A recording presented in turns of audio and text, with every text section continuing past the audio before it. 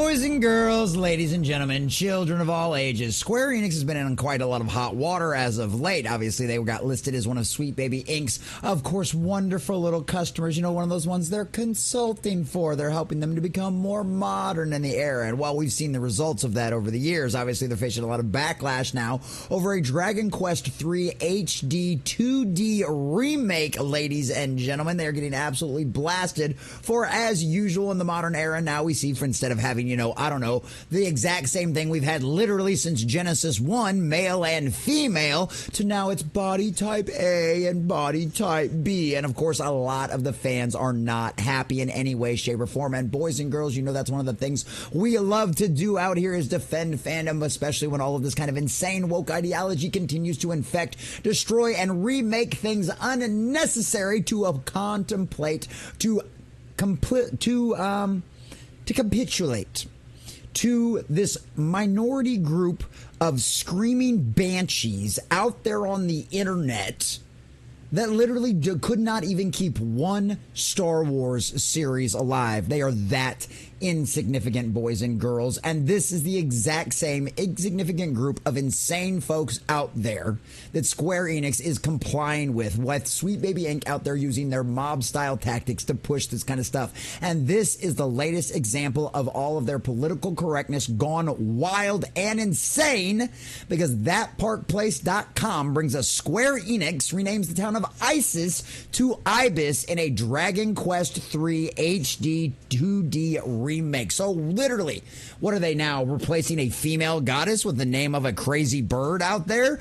Or is this something else and related to a certain organization out there that instead of having a cojones to go, no, we had it first, we're taking it back? No, we'd rather make sure we disavow. And of course, like I said, this is also just in a long list of other things that they are currently doing that we're going to go over as well that are upsetting a lot of the fans and are probably going to end up making Dragon Quest III HD 2 Remake an absolute flop and a disastrous dumpster fire like so many other games we have seen in the modern era that have gone down this path. So we're going to check out this article from That Park Place, getting all of the juicy details. But before we do, if you do enjoy our content, hit that like button, share with all your friends, and subscribe or follow if you have not already, boys and girls, because we have just crossed 1,200. We are inching our way towards 1,300, and I could not do that without every single one of you. Also, leave us a comment in the section down below, especially if you've already subscribed or followed, because all of that really helps out with the algorithm.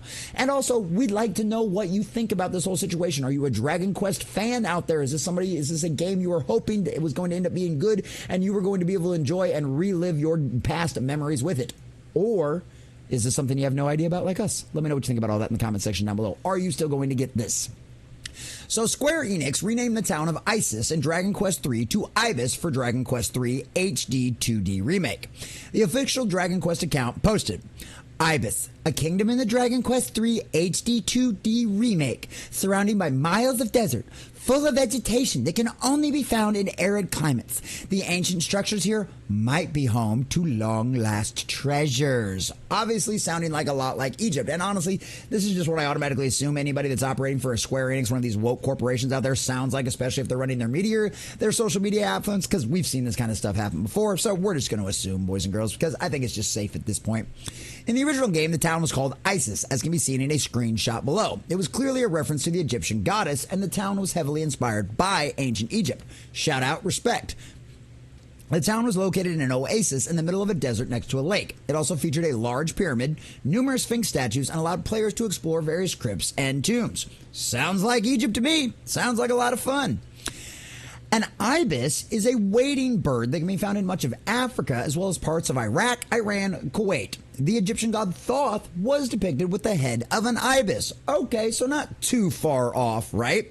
Square Enix did not provide an explanation as to why the name of the city was changed, but it likely has to do with an organization that operates across the world, but primarily centered in Iraq and Syria. And needless to say, they don't do such very nice things out there, boys and girls. We can go through that old backstory and everything else, but this isn't the only change they've been making to this game, right? This is just one of many. And the other one that's really got them in a lot of hot water is making it even worse. The change of the city names comes as Square Enix faces a boycott over the game's removal of male and female character options in favor of Type A and Type B.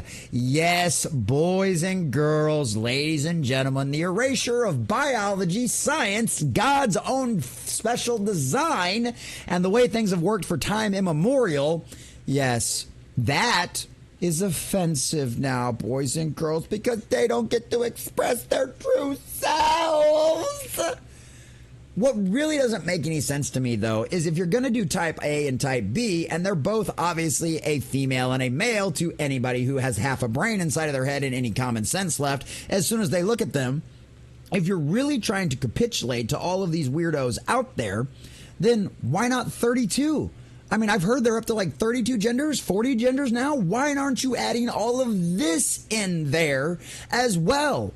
Methinks you're not going far enough for these folks. And really, just creating A and B, well, we know that's just nothing more than lip service and virtue signaling. Because if you truly cared, you would spend the millions of dollars it would take to go in there and rewrite your entire code so we can have the full Baskin-Robbins edition of all of the genders that the woke psychopaths out there have made up and pulled out of their asses.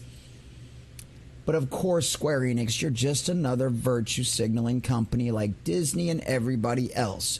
You do just enough to capitulate to the mob tactics that Sweet Baby Inc. and all of the rest of these quote-unquote consulting organizations, modern-day mobs, force you into, just enough to get them to back off, because we know you really don't care. The only reason you do this is to get away from the mob tactics. Although we also know that quite a few of their true believers have influenced and infiltrated all of your companies. Following the confirmation, the game was added to the Sweet Baby Inc. detected Steam curator list, as well as Kabuto's random DEI detected website. On top of the removal of the option to choose between male and female characters, Kabuto cites the game also censored the trolls in the game by removing their lips. He wrote, on a much more personal and nerdier level, and this one really pisses me off, I must say, is the censorship of the trolls' lips. Really? We've got it Switch, and we've got all of the rest of the versions, but in this one, they removed the pink lips? Really? Oh. This is the problem with these weirdos, okay? I have seen trolls depicted like this a million times. But because these weirdos out there live in this bubble of racism, everything's racist. You're all racist. They see this kind of thing and everything. And the worst part is, I've been covering this insanity for so long that I knew the second they looked at the picture what they thought. Well, that's just blackface. The pink lips. It's like those old movies from way back in the day. Where the racists from back in the day. No one playing this game except you psychopaths out there ever thought that. You are the weirdos. You are the freaks of nature. You are the racists. Because only a racist would constantly think about stuff like this. Furthermore, Kabuto's Rombo also notes that Sweet Baby Inc. lists Square Enix as one of their clients. Not only has the game been added to the Sweet Baby Inc. detected Steam curator list as well, DIE detected, but numerous gamers have expressed the game's Steam forums that they do not plan to purchase the game due to the changes Square Enix has made. MacRab posted, "No woman, no man, woman, DEI censorship, you don't get my money. No man, woman, DEI censorship, you won't get my money." Over and over. Well, that's just the headline, and he put the same thing in the comments. The Kurgan wrote, "DQ is my favorite JRPG franchise, and I have put this on ignore. I have played all of the DQ games now, and in fact, just played 1, 2, 3, 4, 5, and 6 again on the Super Nintendo Japanese versions. I even paid full price and pre-ordered DK11, something I never do because I have too many games already. That being said, it pains me to put my favorite JRPG franchise on ignore now. You win, DEI nonsense. I won't spend any more money on you. And it goes on. I really hope that they get rid of all these idiots before the next Final Fantasy game comes out. Gamers are rejecting games that have even the smallest whiff of woke BS.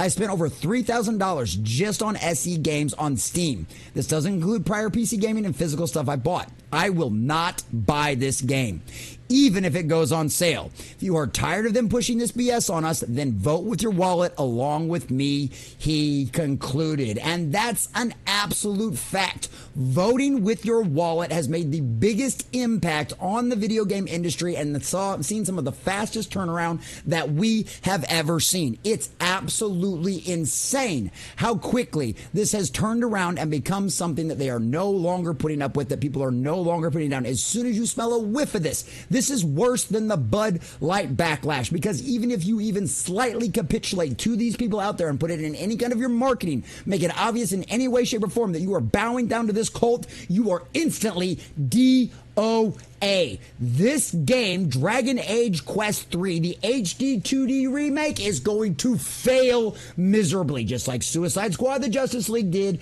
just like, of course, our dear, sweet, wonderful remake of Saints Row. Where's that company at? Where's their next project? Oh, that's right. They don't exist anymore. And Square Enix, the legendary Square Enix, Final Fantasy, and everything else they've produced company. If they continue doing this, guess what, boys and girls? Praise be to God, because we still live in a world where 2 + 2 = 4. And that dog won't hunt, because these people, faster and faster, are running out of other people's money. Go woke, go broke has proven true time and time again. And like other companies we have seen turn around and fix this, the real question is, how hard do we have to hurt Square Enix in the pocketbook before they realize this is going to be another disastrous dumpster fire and will cause them to go bankrupt, just like so many others? I don't know, but we're certainly going to find out, boys and girls. So let me know what you think about all this in the comment section down below. And let me know if you're still going to be out there picking up Dragon Quest 3 HD 2D Remake. Go woke, go broke. After all, you get what you deserve, and you did it to yourself, Square Enix.